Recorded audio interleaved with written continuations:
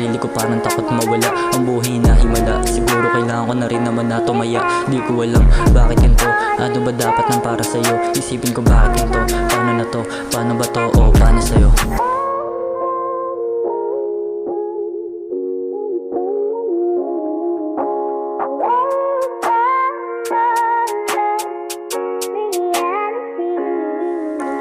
Hindi ko alam kung bakit puno-puno na naman namin na sulat kamay ko pinasok niya, bawat bulong ko sinabi niya. Pagod na rin akong isipin kung bakit kailangan na magtino.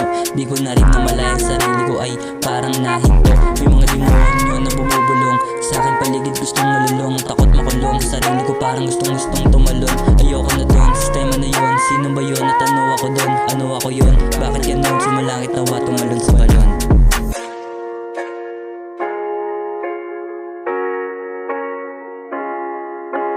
Gabriel, what's good today?